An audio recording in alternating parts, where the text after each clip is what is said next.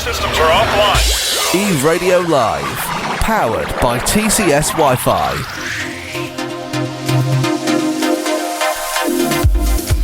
9 minutes past 3 o'clock on a Thursday afternoon. It's the 3rd of June and time for the first edition of Tech Thursday for this brand new month. Joining us today wirelessly is Kaine. How's it going, Kaine? Very well, thank you, Eon. Since I know that I can actually hold a WhatsApp call, I haven't been that functionality hasn't been taken away yet. I still haven't signed the privacy policy. I was going to do a check on you today and ask you how's it going, what's been taken away. For those who don't know and just joined us, Kaine is not signing the new WhatsApp policy, so he's slowly but surely watching his WhatsApp fall apart. but it hasn't happened yet. Not yet. Not yet, but I think Facebook's doesn't have all their stuff together, because by now I shouldn't even have a profile pic. Yeah, and you've got all those things still. You've got your profile pic. You can still send messages. Your ticks are not showing, your blue ticks, but that's you. You switched it off. Even my WhatsApp can play at 1.5x and 2x, and that's new functionality. Oh my word, yes. Speeding up the voice notes. You can actually do that as well. Wow, okay. Well, they're really not doing their job. Maybe it was just ghost stories. Yeah, some of my friends have the 2x WhatsApp speed enabled, so sometimes just to keep things alive, I send them voice notes intentionally fast, so it's completely inaudible. Oh, that's actually very clever. Yeah, I must tell you, the minute it appeared on my voice notes, when I started seeing that thing there, I started playing it in on the 2 setting, the 2 times setting. And it's so funny. It sounds like a chipmunk is sending you a voice note. That's exactly right. Do you want to hear what we have in store for today? Absolutely, man. Take it away. Take a look at this. We got quite an interesting lineup today. WhatsApp and Instagram are getting business messaging overhauls for an e-commerce push. Imagine new tools and tricks and tips for you to use to manage your business through these platforms. Israeli astronauts to test tech for the next generation of space travel. This is exciting. Up to 75 new pieces of tech being tested at the International Space Station, mainly life support systems. NASA's Mars helicopter has taken another flight successfully. We're going to talk about that. We know about Ingenuity. We discussed it in previous weeks.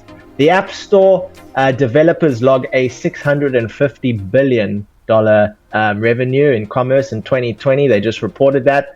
And believe it or not, scientists want to steer robotic surfboards into hurricanes to measure unique atmospheric temperature and pressure and things like that. And encouraging research finds the brain adjusts to a third limb or a third thumb or even a second thumb as much easier than we first expected. Tesla tried to stop Elon Musk from making tweets and failed. And Huawei brings their new operating system to smartphones in Asia.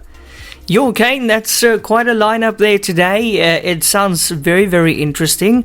Can I start? I've got a nice short story to start with.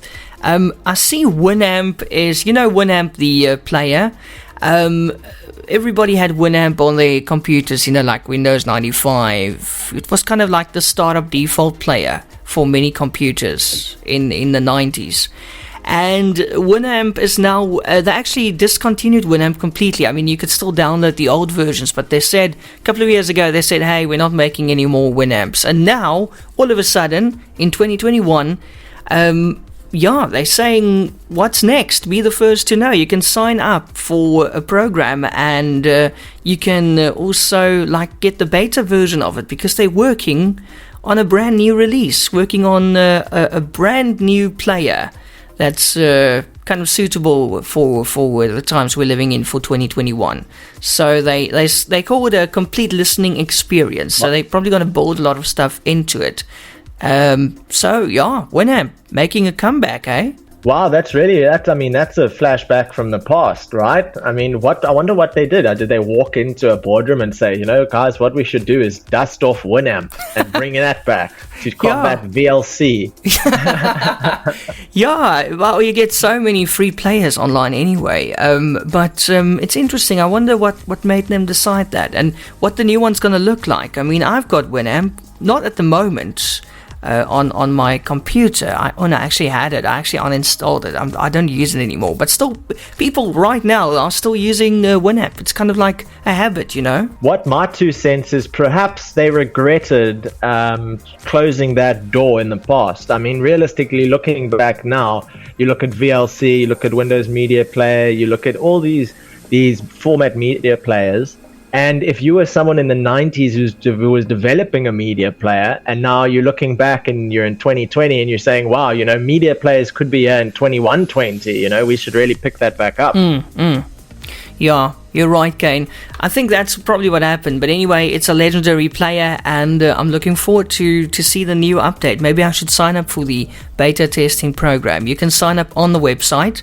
Just put in your email address and then check your mailbox for more details on the brand new Winamp that's still whipping the llama's ass, as they say.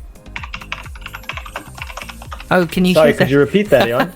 I can hear you typing. Are you signing up? I was terrified of that.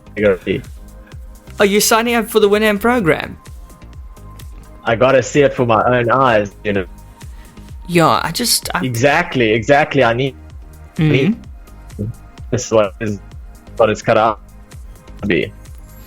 Yeah, Winamp, brand new Winamp. So Kaine signing up. That's cool. Okay, that's interesting. Are you still with us, Kaine? All right. I am. It looks like WhatsApp is taking away some functionality. It looks like I'm not able to communicate.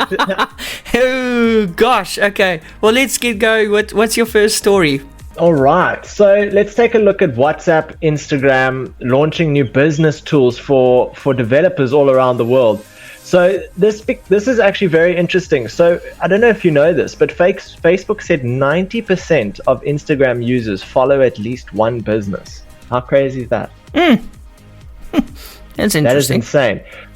So in that light, what Zucker said is he's going to be upgrading the business messaging tools in e-commerce's push. Imagine being able to get notified via Instagram when new stock comes into availability at your local store. Or imagine browsing your favorite, like browsing takealot.com and opening up a Instagram messenger chat with them and being able to purchase items directly from that conversation and things like that. These are the kind of tools that they're thinking of bringing. And obviously it comes in the light of the COVID-19 pandemic and having this big expansion of available solutions to new problems that we're facing, and Facebook wanting to open up the doors with Instagram and build new tools for small businesses to be able to use. And for example, WhatsApp, has faced a major backlash in recent months after updating its privacy policy while expanding its messaging tools. So this is all in light of trying to, navigate this very difficult, time for them, because it's a mixture between optimizing their existing tech infrastructure in order to enable advertisers, business owners to connect with the right people. But in the same light, they're getting less and less leverage at actually tracking and isolating individuals. So it's this big, merger in the middle where they're trying to develop these tools but stay compliant to what is now new privacy policies by the communities, by people. We don't want to share our data. We don't want to share that information. Yes, we want to buy relevant tech and we want to see ads that make a difference to us, but we don't want to do that at the expense of our personal messages or at the expense of our private conversations while the phone is next to you. So it's going to be very interesting to see what they do. And while this is all happening, Israel is launching new tech into space. It plans to send 4 astronauts on a SpaceX rocket early next year to test dozens of new technologies that could enable the next generation of space travel. It's called the Riker mission, which will include Israeli businessman Etienne Stibbe, who will test more than 40 locally developed technologies in the International Space Station. How crazy is that? Yo. You know, we're going to be taking up new tech to test. This is going to be tech ranging from ultra-fast power banks, you know, charging things greater than a phone, like your life support systems, very important things. Oh my word. Yo. And other things like liquid telescope lenses that have more magnifying power in a smaller, simpler package, as well as obviously technology for traveling, maneuvering, sustaining life systems and things like that, because we have this trip to Mars around the corner now, you know. So a number of countries are angling to send astronauts to Mars in the coming decades. More than 100 people will fly into outer space over the next 10 years. And this project is a part of US firm Axiom, which has a bigger ambition to operate the first commercial space station. Can you imagine that? You know, you have a business meeting, so you need to go to the International Space Station to meet to meet at a round table. Can you imagine? Like, I don't even know where to begin conceiving this future. So let's take a look at some of the technologies. So, I mean, they will be testing Healthy.io's urine diagnostic platform, a way to see the health of astronauts. Astronauts will be traveling, you know, 2 to 3 year missions to get to Mars. And we right now don't allow astronauts in space for longer than 6 months, a year at max.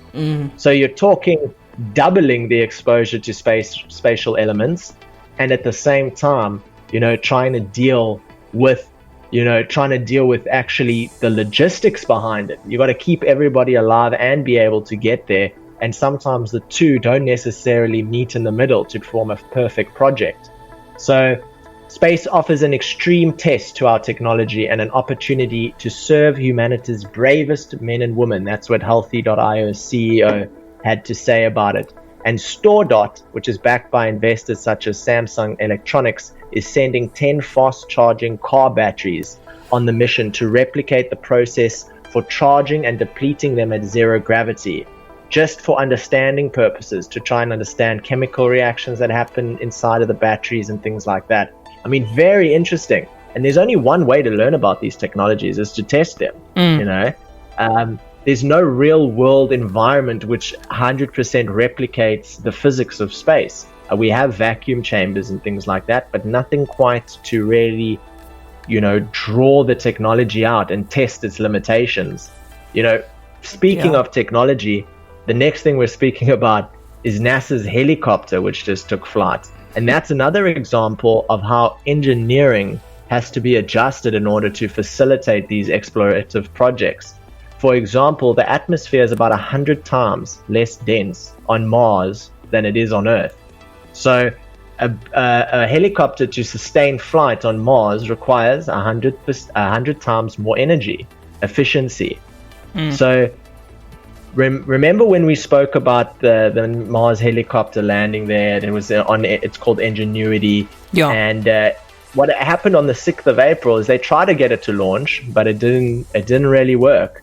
And they patched it. The programmers did some tests and adjusted some of the code, and they managed to get it to fly. And now it's had a 90-second flight, and we're just testing the waters here. I mean, it's a real Wright brothers moment on Mars to have this happen. And the next one, can you believe it? They're already planning the next project, and it isn't to Mars. Can you just guess where the next helicopter will go? I think I know. Where? The sun. I mean, it's the only logical next step, right? Yes. We've been to Mars. It's in 2027. We're going to be sending a helicopter to Saturn's moon, the frozen moon, and that's going to be a whole nother, you know, a massive launch. The moon is called Titan. The launch is scheduled for 2027, and it will arrive about 8 years later. That's how long it's going to take for the vehicle to get there. How insane is that? That's a long and it will time. fly. It's a very long time, and it will fly 160 kilometers on the moon. But there are some other kind of environmental factors to consider, and this is why testing these technologies in space is so important, because the coldest Mars will get is minus 90 degrees Celsius. Yo. But on Titan, the complex atmosphere will be easy to fly, but when it comes to aerodynamics, but when it comes to practicality, it rains methane. There's a super extreme cold of 180 degrees Celsius. So we're talking double as cold, double as far away, 290 million kilometers away. And I think that is just phenomenal. I mean, we get to Mars and we immediately say, right, where's next? Where's the most uninhabitable place that we can go to next? When are we going to the sun? 10 years. Well, I think we have to crack the code on how not to get it to burn up. I mean, we're definitely not going to send a Tesla there. No, because there's no swimming pool to put the fire out, man. Can't just drive it into a local community pool. You can't just pull in with a fire hydrant and just solve the problem. There's no fire extinguisher. I've got a funny mental picture of that now. Just to put it into perspective, how difficult it is to plan for these things. Mars's Ingenuity helicopter, if it were to ascend into the sky and come down, there's 26 kilometer an hour winds that are on Mars on average.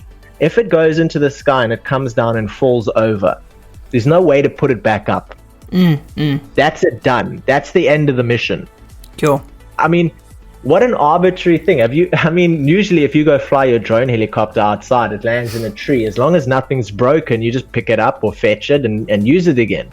Yeah. But when you're millions and millions of kilometers away and now your little helicopter falls on its side, there's no solution. No. It's the end of the project. It's the end.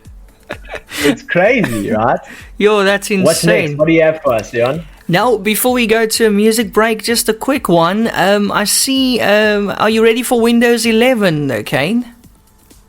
Oh, please. I'm joking. I haven't even clocked Windows 10. No, I'm joking. No, it's just a little upgrade coming, a little feature update coming to Windows 10 on the 24th of June. It's going to be more significant overalls to the personal computer operating system this decade. It will include changes to the design, so it's going to look a bit different. Also, added opportunities for creators and developers via the Windows App Store, and ways to more easily build connections between users and communities they care about. The software will be rolled out to so-called Windows insiders who sign up to test new products after the event. It's likely to be released widely on the 24th of June. Well, from the 24th of June onwards. So it will come as an update when your computer updates. So you signed up for the Winamp beta thing. Are you signing up for this as well? Do you want to be a Windows insider, Kaine? It's a very good question to say, think about it. Your Windows operating system is so critical to everything you do on your computer, whether you're browsing, whether you're using an app, whether you're checking your mail, whatever you're doing on your computer relies on the operating system. And to be quite honest with you, Eon, because it's Bill Gates, I half expected you to tell me that vaccination is compulsory to the new download. Oh, brilliant. Yes, listen, I won't be surprised, to be very, very honest with you. I just won't be surprised. Here's a quick fun fact for you. Do you know in 2018, Bill Gates submitted a patent for a cryptocurrency kind of system to track vaccinations? 2018. No, I didn't know. Yeah. That's quite interesting. You can go read it up. That's interesting. Nice fast fact there, Kaine. Thank you. What are you coming back with? So, we all remember Huawei getting banned. Remember yes. USA's attempt to kind of cut the legs off of the mobile phone manufacturer. And since then, they've built their own operating system, and it's about to launch in Asia, undercutting the entire effort that USA committed to. They thought Sure. that if they take away Huawei's operating system, basically the veins of the system, then they will collapse. Yeah. And it is also to be noted that 3 months after they announced that they're working on the new operating system, USA banned them. And they've recovered, and they're launching their new operating system. Looking forward to hearing all about it after our music break. That's so interesting and very inspiring as well, because it just shows you, if they want to get you down, just come back and come back harder and bigger and better. Wow, what a comeback. I mean, back then when I got the news, when I read the news about Huawei, I thought, oh man, this is it for Huawei, definitely here in South Africa, and sales plummeting, and eventually it's going to end up, gone. Finished. But look at it now. Look at this comeback. What a comeback. Well done. Wow, I'm looking forward to hear more about it. Yeah, exactly. And it's not even just surface layer. They've put fundamentals in place to run the same operating system for a self-driving car, the same operating system to manage your TV.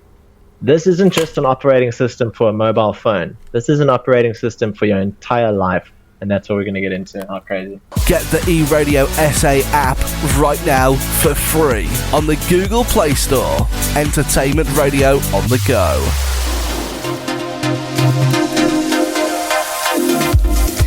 Now let's get into part 2 of Tech Thursday right here on eRadio. It's 25 to 4 o'clock. The second half, Kaine is going to tell us about Huawei's comeback now. Kaine, tell us, how do you make a comeback? Because Huawei knows how. Well, as I was telling you off air, I mean, Huawei's actually it was moving. I think that's partially maybe the reason why USA banned it, but it was moving exceptionally fast. It was growing exponentially. It was, coming into the ring with Samsung and Apple directly as a competitor. They had, everyone in South Africa probably knows a Huawei router. Because you've run some sort of internet off of it. If you haven't had D-Link, you've probably had a Huawei. And I even, for the past 3 years, have had a power bank for my Huawei router, which keeps it going during load shedding. They're just at the forefront of technological advancement. And I think that was intimidating for USA. The Harmony OS operating system, which was developed by Huawei, means it will now be installed on a wider range of products, including its smartphones. They're not sure when it's going to be rolled out globally yet, so South Africans have to keep waiting and keep their Huawei's with their weird-ass operating system still running. It's still such it's a weird operating system. It's weird. There's a new app store. It's called the App Gallery, and what it does is it basically connects you with the website. It was Huawei's way of plugging an immediate problem, and they did it exceptionally well. If you've got any new Huawei phones now, you don't have the Harmony operating system.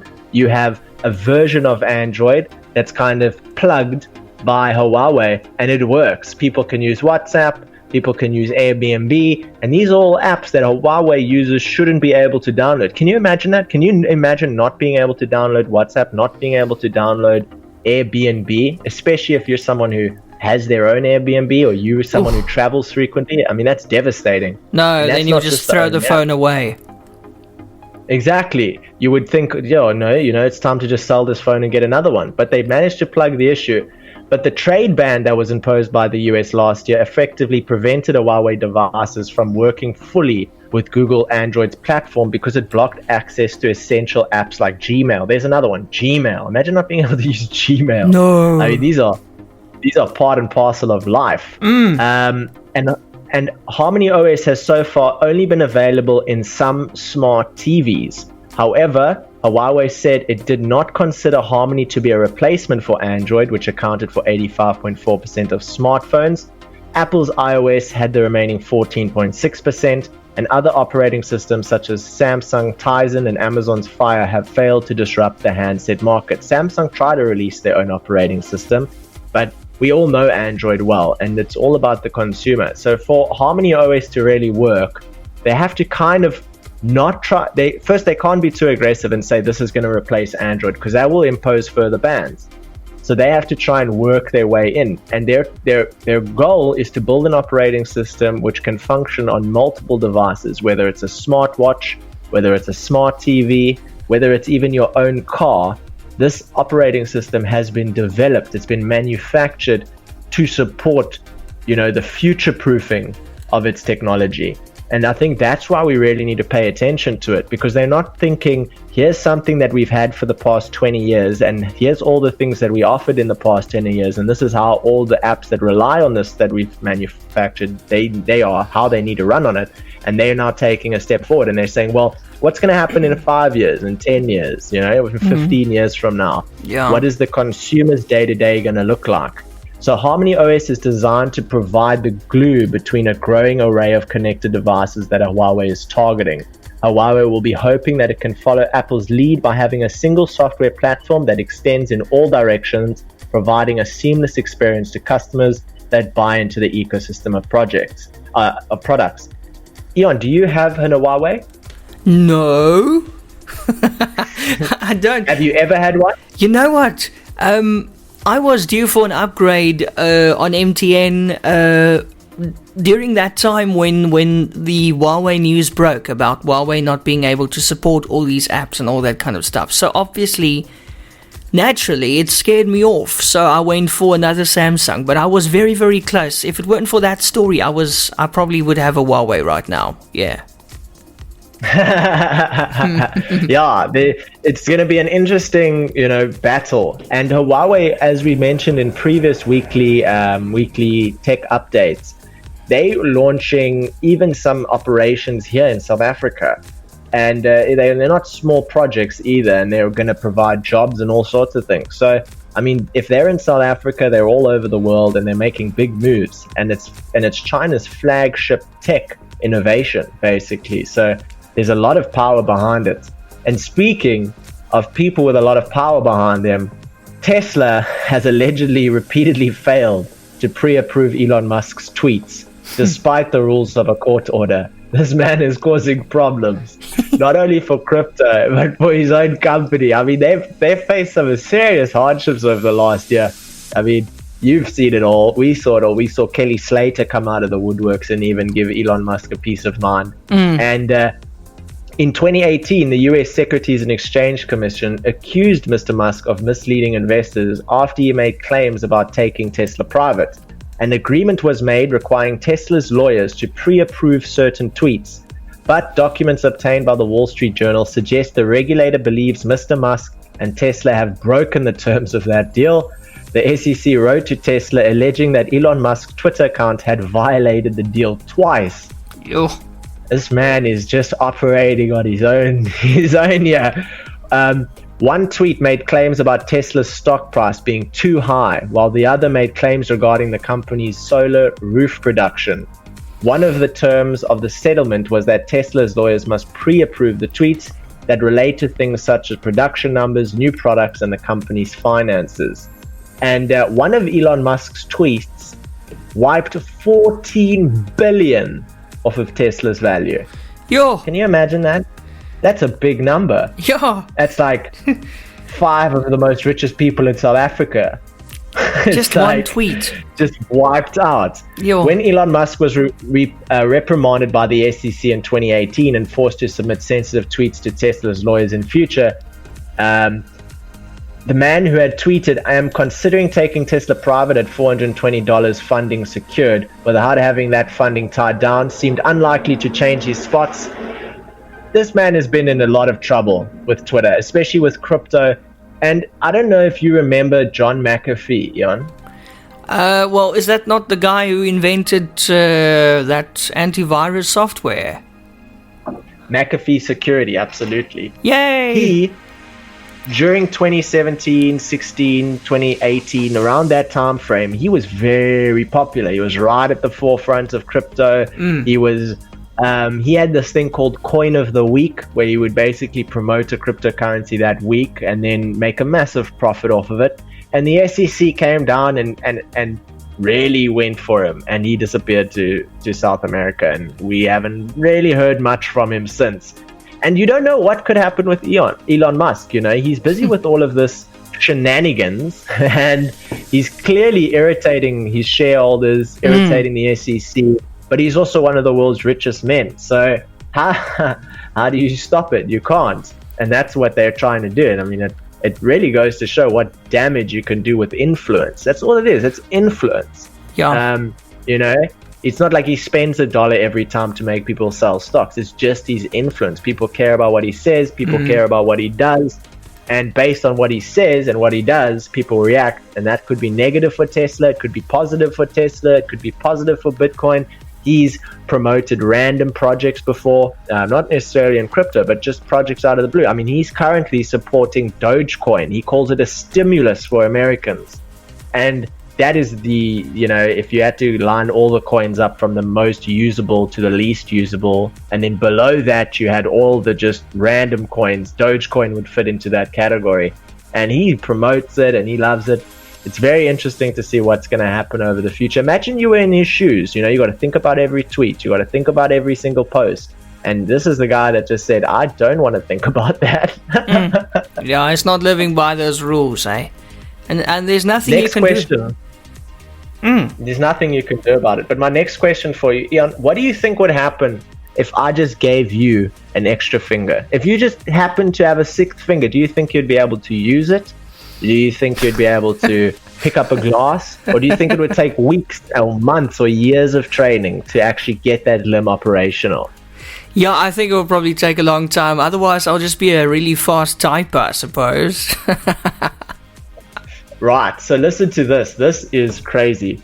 So researchers at the University College London are giving new meaning to the expression all thumbs. They've taken an award-winning graduate project from the Royal College of Art in London and are using it to test the brain's reaction to coping with additional body parts. Now, I'm not talking about growing a finger in a lab and connecting it. We're talking about artificial limbs, which can be controlled via neural input. Think Elon Musk, Neuralink, think that sort of direction. The idea behind the College of Art project was to reframe traditional views of prosthetics through the use of a robotic thumb that can be attached to a hand. Danny Claude said, our study shows that people can quickly learn to control an augmentation device and use it for their benefit. He was the designer of the robo thumb and a member of the UCL research team investigating how the brain adapts to body augmentation. We saw that while using the third thumb, people changed their natural hand movements, and they also reported that the robotic thumb felt like part of their own body. How crazy is that? Oh, yeah. It's creepy, it's incredible. Man.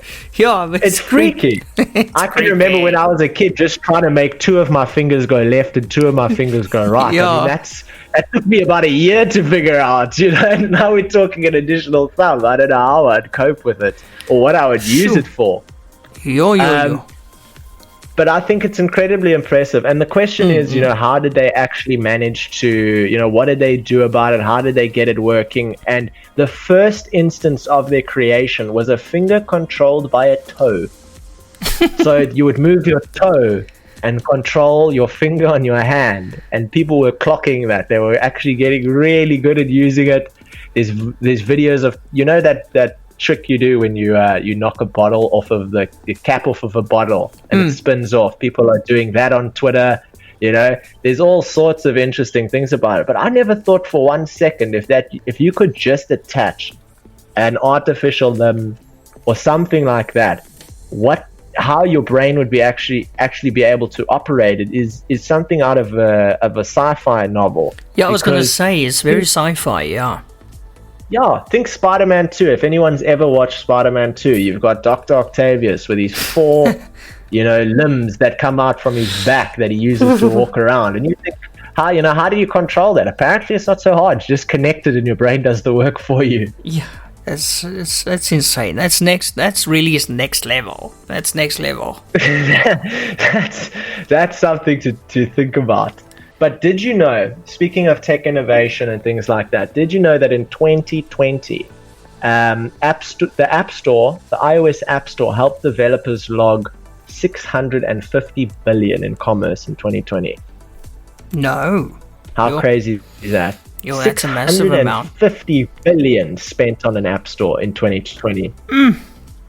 It's uncomprehendable. Huge. Yeah. The number of small developers worldwide has grown by 40% since 2015, and they make up more than 90% of app store developers. These are small developers. An independent study by economists from the analysis group defines small developers as those with fewer than 1 million downloads and less than $1 million in earnings across their apps in a given year. The apps that we've railed on through the pandemic has been life-changing in so many ways, and that's so true. Think about all the apps that we've used, grocery delivery, Netflix. I mean, imagine having a pandemic in 1950. You wouldn't have the resources available. You wouldn't be able to order your groceries online or get Uber Eats or even order an Uber. There's also been apps that if someone were to contract COVID, everybody who had that app downloaded and was in proximity of this person would be notified. Tech is taking a massive leap, and to see these kind of earnings in 2020 goes to show that there's absolutely no doubt in my mind that mobile app development is going to be at the forefront of technological advancement. More than 10,000 graduates of Apple's developer academies, which offer classes for new and aspiring developers looking at honing their skills, have launched over 1,500 apps in the last few years. So there's not like a mega massive amount of apps. We're talking about like 250 application programming interfaces or APIs. 250,000, and we're 7 billion people in the world, and if everybody has one to do smartphones and you can generate revenue, it creates jobs, it creates opportunity, and you don't even have to leave your house. And I think that is so interesting, especially coming now into 2021, leading into 2030, NASA going into space, the connectedness of things. This is proof in the pudding that this is the direction we're taking. It might even be the reason why someone like who did you say those guys were now that launched the Winamp, Winamp coming back, people saying apps, that sort of financial enterprise is going to yield good results, and you got to keep on it. Eon, you have an app, right? There's an app on the Play Store for eRadio. Yay, there is. It's called eRadio SA. Go download it now. It's free. Hey. It's free, man. It's the future. Yeah, it is. It's the future. But listen, I'm glad you're talking about apps now. There's a very interesting article on My Broadband. It was published a couple of days ago called 20 Apps Killing Your Smartphone Battery. And you can see the full article on My Broadband, but it was a study done by a cloud storage service called pCloud, and they assessed 100 of the world's most popular apps to determine which of them put the most strain on smartphone batteries. They looked at three things. The first being which built-in functions each app ran in the background, like locations or camera. Secondly, the percentage of battery each app used. And then at number 3, whether the app supported dark mode, because I'm pretty sure you know, Kaine, that dark mode saves battery, right? I would imagine so, because it would have to illuminate less. Yeah, that's it, yes. Okay, so just looking at 10 of them now, the 10 most battery-hungry apps on your phone. See if you have any of these. Okay, we'll start with the least and then work our way to the most, okay? At number 10. Okay. At number 10 is Bumble. I suppose that's kind of a... Is that a dating app? 77%. Number 9, wow. Tinder, 77%. Number 8, Instagram, 79%. That I can believe. I was actually thinking it would be higher up. At number 7, Bigo Live, 82%. I don't know that one.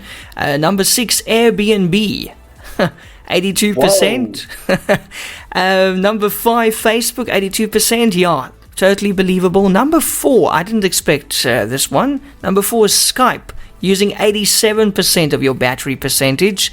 Number 3, Uber. There's your Uber, Kaine. Uber, 87%. Number 3. And number 2, Verizon, was it Verizon? I don't know.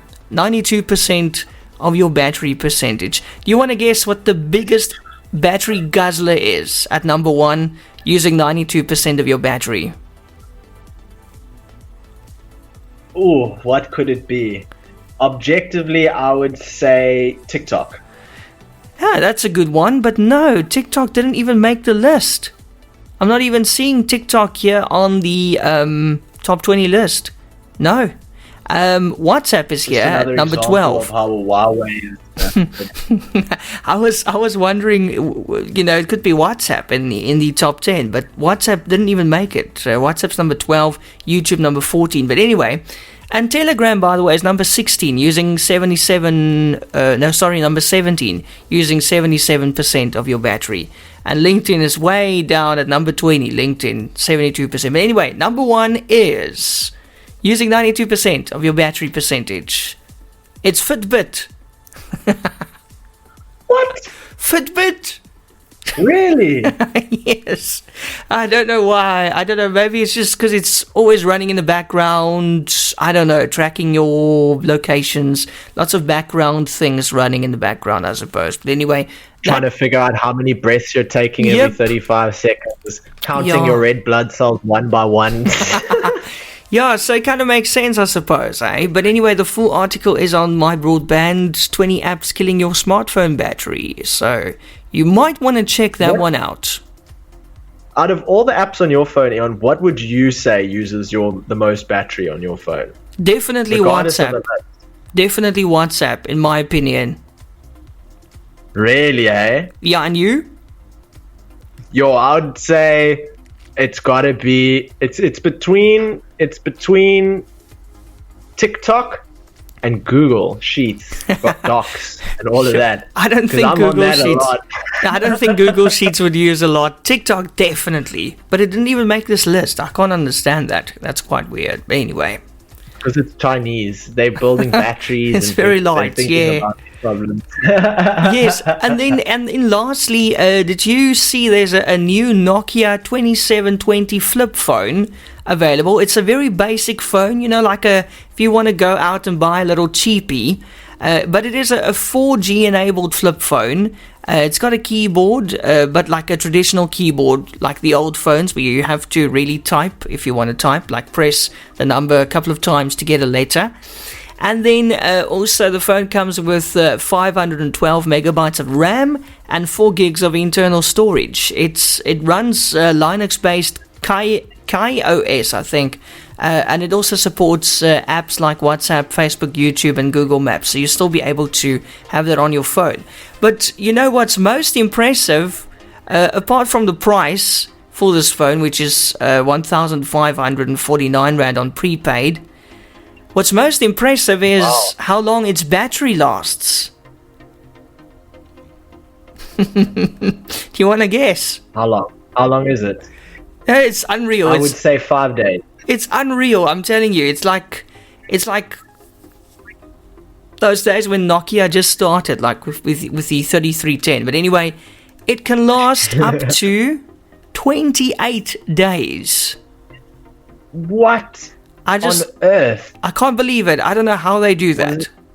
Does it have like a fossil fuel generator inside of it? You've got to keep fueling. It's actually so small and very thin, very light. It's actually a beautiful little phone. Actually, like being a minimalist, I actually wouldn't mind a phone like that, to be honest. And 28 days, for heaven's sakes. I think that's brilliant. I wonder how fast it charges. Can you imagine it's got fast charging as well? Absolutely mind blown by that 28-day battery life. I thought you fainted from shock because it's so good. But yeah, that unfortunately is it anyway for Tech Thursday for today. We're working through load shedding and all that stuff. Also, happy birthday to Take a Lot. Take a Lot celebrating 10 years. This month, so happy 10 years to Take a Lot. It's fantastic. Kaine, thank you so much. It was nice to talk to you, albeit wirelessly today and with the gremlins on board as well. Let's do it again next week and we'll have you in studio. Absolutely, I'll be back in studio. Then we'll deal with the leaf blower. Yes. Oh gosh, yes. He wasn't even here today. He definitely only comes when you're around, I must tell you. Okay. Well, thank you so much for having me on. It was absolutely great. Can't wait till next week. And to all the viewers, thank you so much for listening. It's been awesome. And to you. We'll talk next week. Have a great rest of your week, Kaine. You too, Jan. Cheers. Thanks, man. Bye-bye. Cheers.